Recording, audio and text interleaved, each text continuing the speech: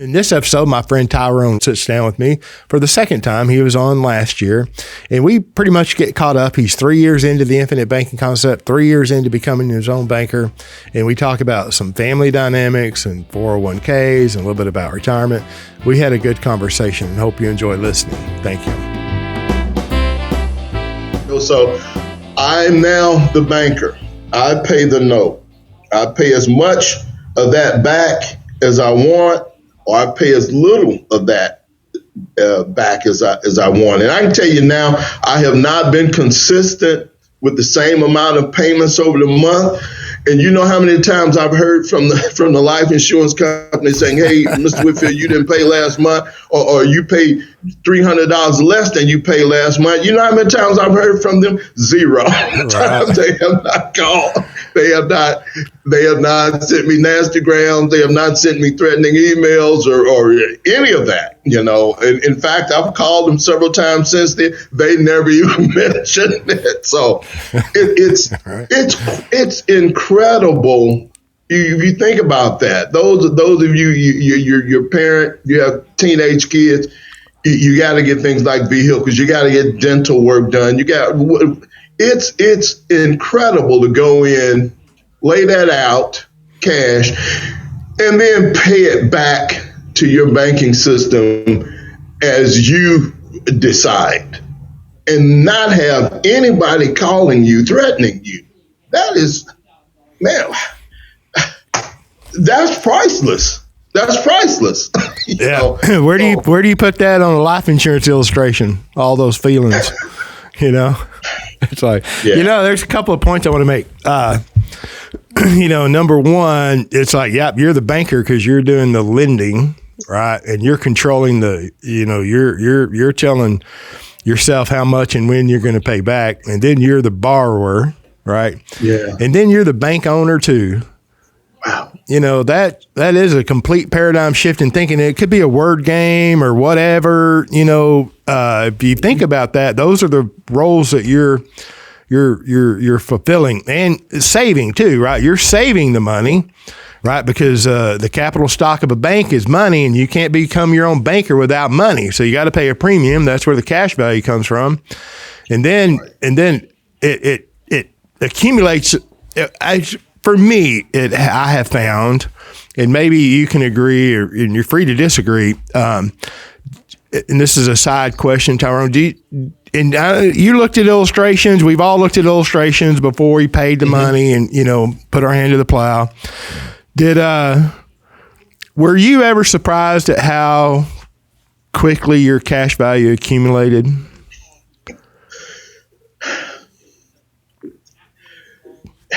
Yes, and not only that, James.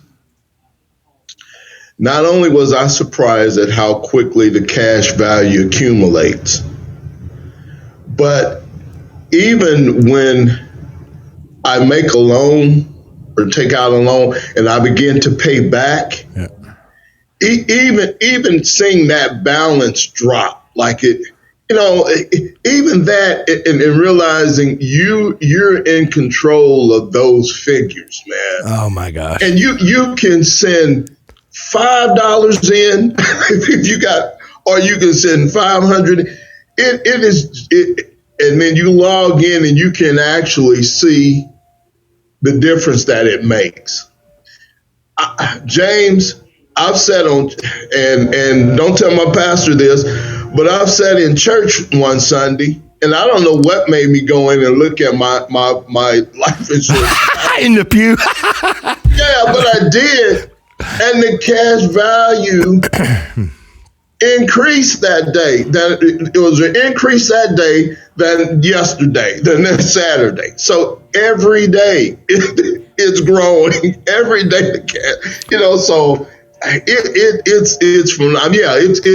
It's amazing. It's surprising or it's a good feeling to see that happen. Yeah, I'm glad it does. The market was closed on the weekend too, while your cash values were going up, right?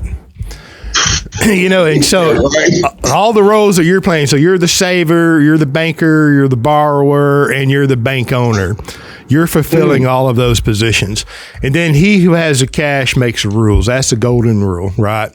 So you go in there and I'm not disparaging. I love the car business. I have lots of clients in the car business, and I don't think they're all bad guys, and I like good quality sales people as well. Right. If I buy something, I want to talk to a live person who knows what they're doing and knows their product and can deliver what I want. So, and I'm not opposed to salespeople. And yes, I'm a salesman. I'm also a brother, a father, a husband, so an uncle. But I appreciate a good quality, knowledgeable, professional salesperson. Okay. Right. And I'm glad they're there. But the dealer made money in that deal, right? Because they put up all the capital, they borrowed all the money to put all those cars on that lot. They're paying the interest on all of that inventory. They're paying all the salaries, right? They're paying all the notes on the building and the property and the taxes and blah, blah, blah. And I'm not a bleeding heart. I am a capitalist, right? But I'm just saying, let's get the characters into play, right? Who are they? So, they were profitable. The dealer was profitable, period. The manufacturer was profitable, right? And the salesman was profitable, even though he might have been maybe more profitable if he'd financed it, right? But the most profitable, the most highly paid individual on a car lot, all right, there's two of them. Number one is the sales manager. And number two is probably paid more than the sales manager is the F&I guy, the finance and insurance guy. Yeah. Okay. Yeah. So whenever you don't pay cash and you go back there to get all the details, that guy makes a ton of money, right? Because it's one of the most profitable parts of that business. That's right. Yes. And so I'm just saying, it's like, God love the F&I guys. I love them. I'm glad you're there. To sell the warranty and the time and get your price where you want it, Mr. Whitfield. It's like, it's bye, Felicia. No, I don't want to pay you interest. I'm going to pay the company that I'm an owner of because it's a mutual life insurance company. I'm going to directly pay them interest and they're going to directly be profitable. Then I'm indirectly making sure that my policy's profitable, right? Because a mutual company, if they're profitable, their financial experience is shared with us, the owners, because we're policy owners, through their financial experience. So if they're profitable, we get a dividend.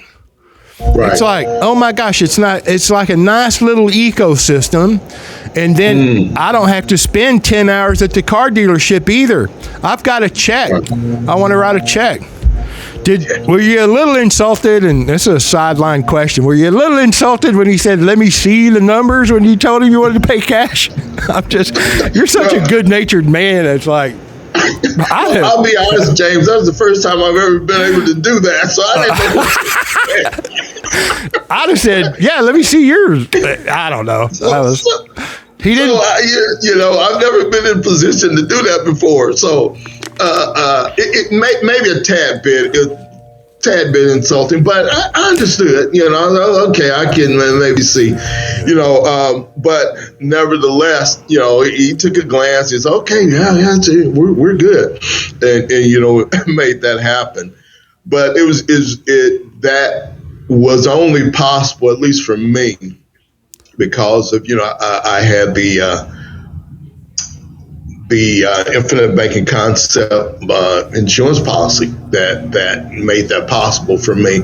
I'm not, some people, I'll say this, because some people maybe they could have done that. Some people have that in savings somewhere or and that's fine. I'm not,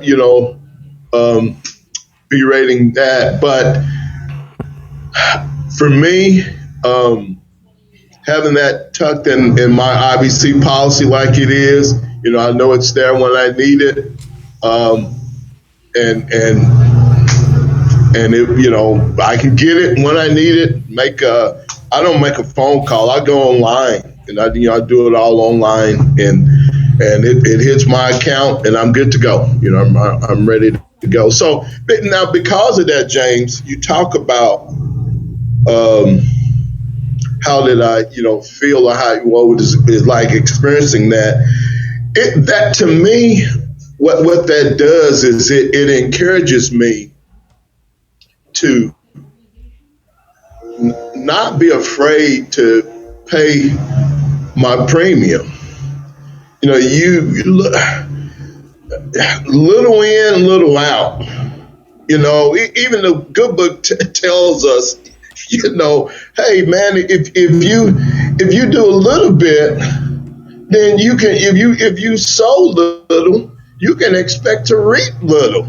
You're not gonna sow a little bit and reap a ton.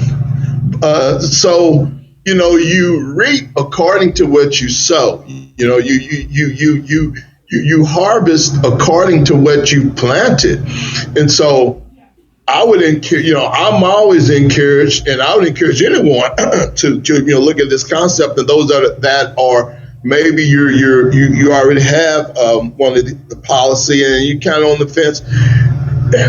The best thing you can do is plant. You know, pay a premium, get it in there, and now you have the power when you need it. Money, man, money still talks. I'm sorry, money still talks, and so you know it's a powerful thing, you know, to know, hey, here it is, you know, when I need it. So, but you got to put it in there. So don't be afraid to pay a premium. And I love doing that. I'll pay that premium, and I can see, you know, when in fact, I'll do this, James. I'll take a screen print of what my figures are at the moment. I'll make my payment or do a repay back on the loan, and then come back and check in a couple of days, and you see the increments, you know. So you're in control of that, man. You control that. So it's great, and it teaches you discipline. Yeah, it teaches you vision. I found too that it almost like doors are opened. It's almost like, you know, if you have something, or if you have money, or if you prepared yourself, opportunities come to you, you know, and so this helps make that possible for me. And I've experienced these things. So don't be afraid to pay a premium. Don't be afraid to pay a premium. I know there are others, you know, I like to do a lot of reading, and I like to look at financial things here the last few years. And I've seen some big names in the finance world that scoffed at, you know, whole life insurance policies. But, you know, you've got to realize, it makes me wonder if they just ever stop, just get off the stick, get off the here's what, you know, you traditionally do, and just look at what's being said here. We're talking about a specially structured policy that is structured for high cash value. You know, it's with a dividend paying mutual insurance company. Dividends aren't guaranteed, quote, hint, hint, but a wink, wink. But you get, you know, your dividends, you get your interest, and you get security, you get availability. I'm on some I-bonds. But man, those aren't available until a certain time, or you know what I mean. But when I was telling my daughter this yesterday, because she brought up I-bond or bonds or T-bills, and that, yeah, okay, you can put it there, and it's relatively safe too. But if you need to use it, or if you need access to it, okay, and you got to pull it out early. It's not there for the length of time it needs to be. Then okay, there's you know a loss there. So this particular venture opportunity, it mitigates that, and so that's why I'm gung ho for IBC. All right, I get it. Well, you mentioned earlier 37 years working, and before we turn the recording on, we kind of talked about 401ks, and you mentioned 37 years. You don't look that old at all. Thank you. You're welcome. In the electric distribution field. Do you want to share any on that 401ks and your career and life changes here?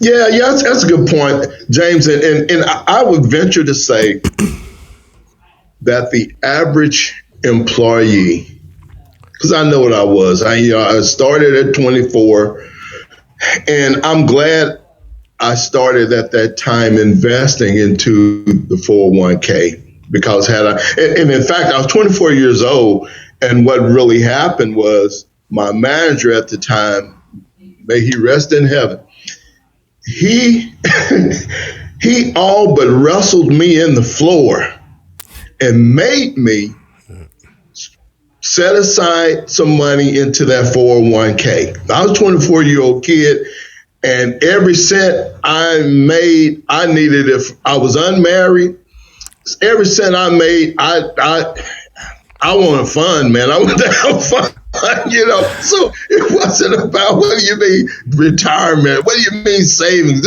Life is about fun, So, but he made me do it. The guy, and I'm so grateful that he did.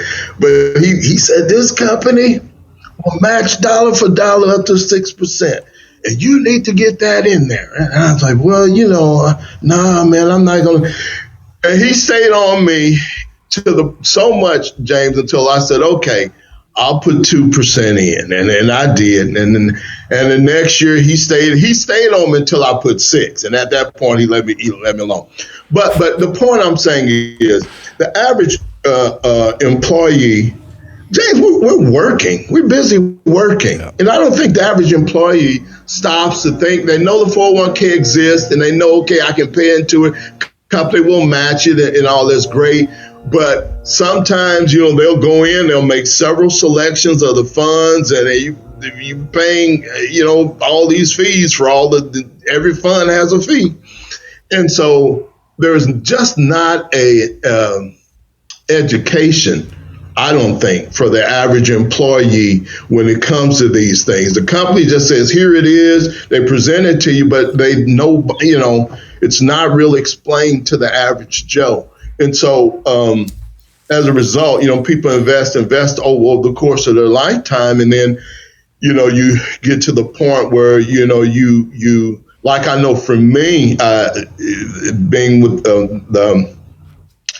the company for 37 years, when I actually retired this past November. But I didn't know till, maybe 5 years or so ago that at least my particular fund, or 401k, it was the funds in there the mutual funds in there were considered Class I think was the rating they have, and that's institutional, meaning they don't pay dividends. But whereas the same fund on the outside in IRA did, so it's almost like, well, wow, I anything over that, maybe I need to stick here. But that's the investing piece, and investing is one thing, saving is something else. But my IBC comes in, that's my saving component, and that's why I put my savings to be safe. But the other thing too, and I'll say this, James, was after 37 years, there's still a lot of life in this dog, so it wasn't like I'm worn out or that type thing. But I found something out that, along with the bond market, the lump sum pension plans there's a direct inverse effect with the direction that the interest rate goes. So if the interest rate goes up, those plans go down. And I think I believe it was as of September of last year, the Feds had raised the interest rates, 300 basis points, I think. That's like 3% for that year in September. And that caused, at least the plan that I was in, my pension plan to tumble by 27%. So I lost 20%, or would have lost 27% of it. And so I was kind of thinking, I'm 61, I was kind of thinking about maybe retiring at 62 and doing maybe something a little different, or getting into something else. So for me, it kind of, I was talking with my wife, I said, it may make sense to go now instead of losing that big chunk of pension. 27% of my pension just vanishes. I think I'd rather just take it now as opposed to losing it, since I'm going to retire in a year anyway. So that's kind of what I did. So I chose to leave. So I left November the 30th. Last year was the last date. And that was because that decrease in the pension plan came into effect on that December 1st. So I waited to absolute last day, and I found out that, and not just in my other companies too, that still pay pensions, which is another thing that's kind of rare these days. Yep. But a lot of people is the same thing. That date was, a lot of people walked that day, and for the same reason.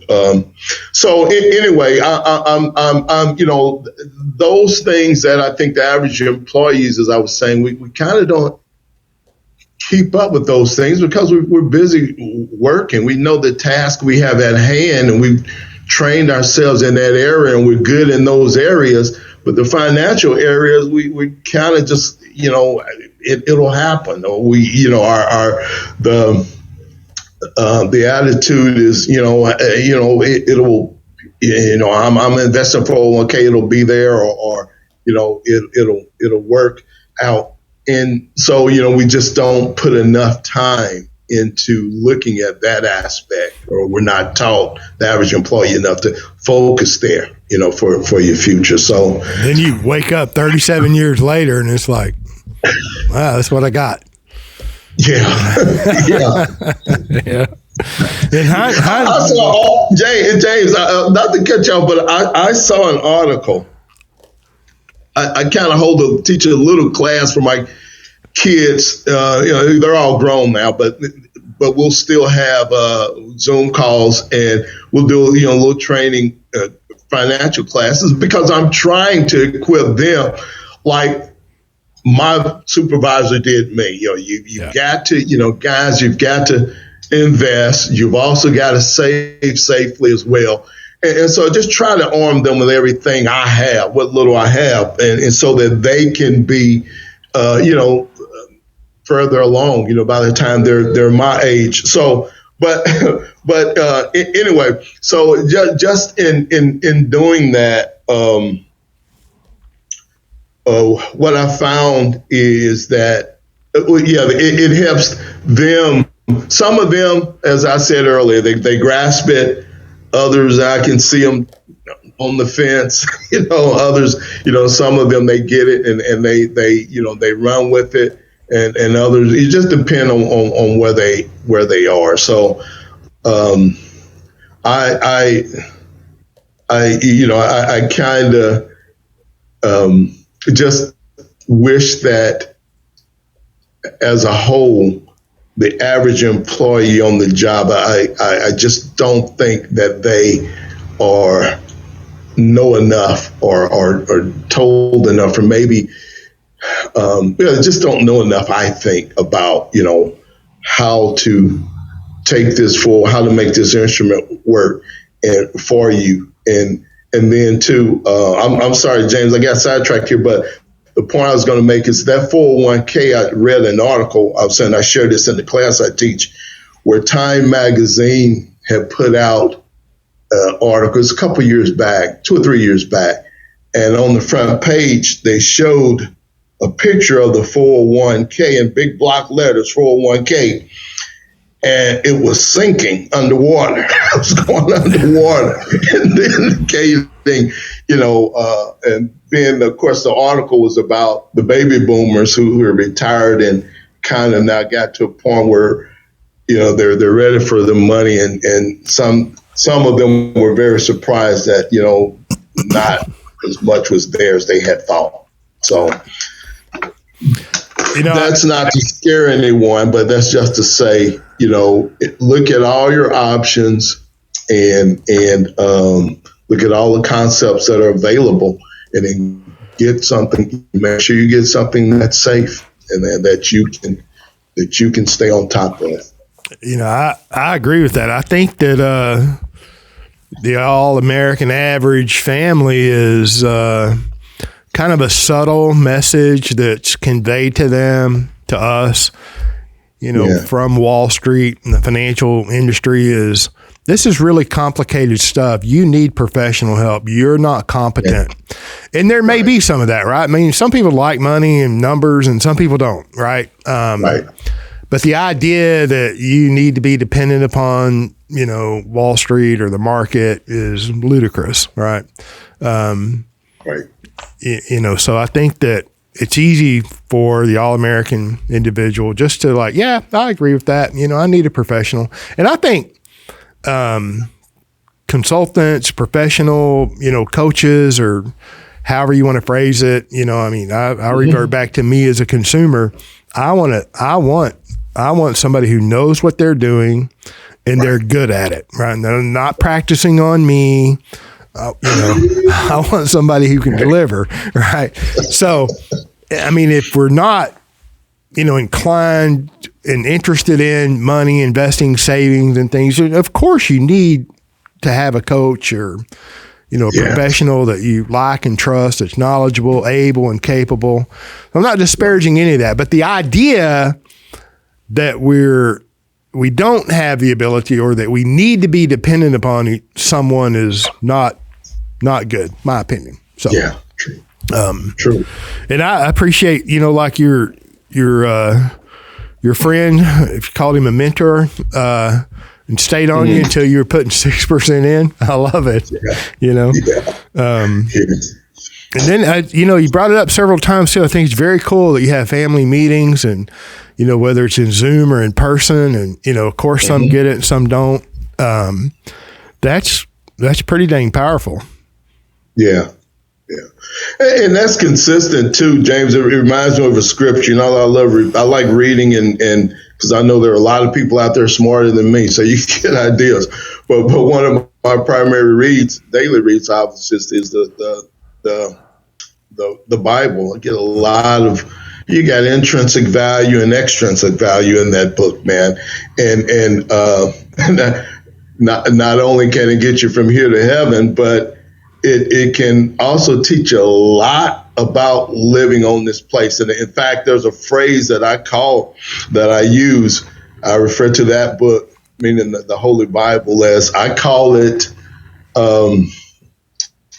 the operator's manual for the human experience. You look at things like Proverbs and man, talks about money, and how you don't just take money and put it in a napkin and dig a hole in the backyard and stick it in there. You got to put money where it can work, and you have to put money where it's safe, and so, it gives you those kind of things. And it also tells me, and I see a lot of the IBC concept in here, is I look at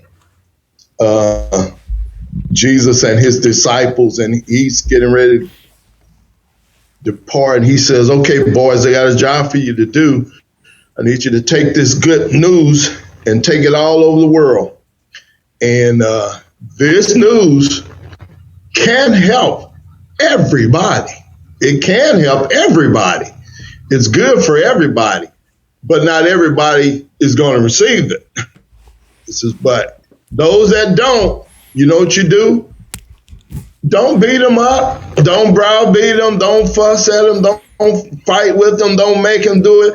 Just keep going, and you'll find somebody that will. Dust and so I think, I think the IBC concept is like that. Nelson said, I think he said it's more what caught than taught. Yep. And it will, everybody's not ready. Like my 27-year-old daughter, they called yesterday, the lights went out. Although the light bulb went off, although I've been talking to her previously before.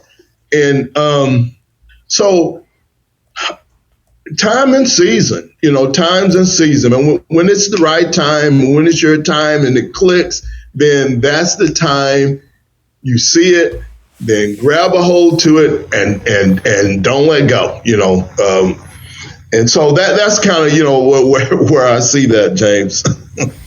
I like it. All right, look, we've been going about an hour here. Yeah. And so this is as good a place as any, but is there anything you want to cover or, throw in the mix here before we end? No, I think that's it. I have a question for you, though. The last October, you sponsored an event, and what's it looking like this year for that event? Well, we were gonna. It's looking like it's going to happen later than it is sooner in the year. Okay. Some of the event or the venues, are booked, and so some of the venues that we would like to have held it in are booked, and so it looks like it's going to be later in the year, Tyrone, and probably around October, where originally.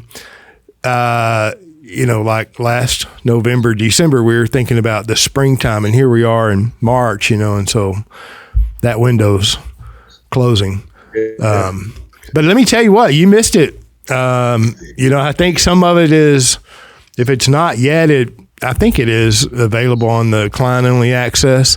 It was good. Dr. Paul Cleveland came, he spoke, Ryan Griggs spoke.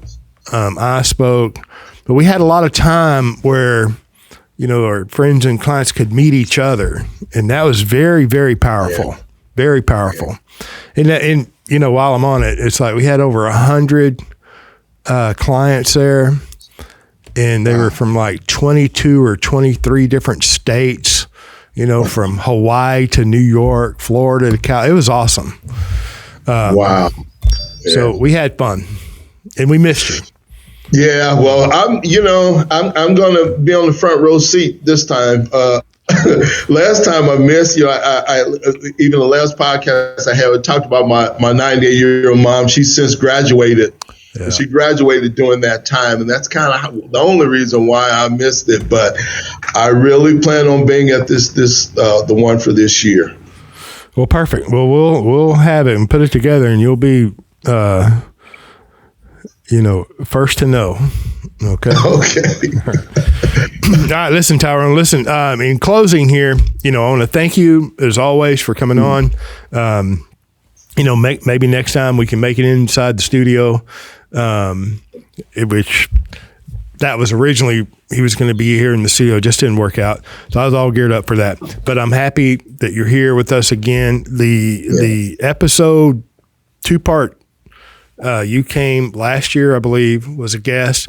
Episode 130 and 131. The listener, you might want to go listen to that. I'm telling you, it's. I highly encourage it for new people that are newly exposed to the infinite banking concept, becoming your own banker. Tyrone, that 2-part episode was very powerful. It gives you a good, solid overview. At least enough information there to a listener should be able to determine just post haste whether they want to investigate the idea of becoming your own banker. I really think a lot of that episode, and I appreciate you doing that, and I appreciate you doing this. So thank you, Tyrone. Thank you, James, my friend. We'll talk to you later. All right, you're welcome. Have a great rest of your day and a great weekend coming up, okay? Okay, thank you.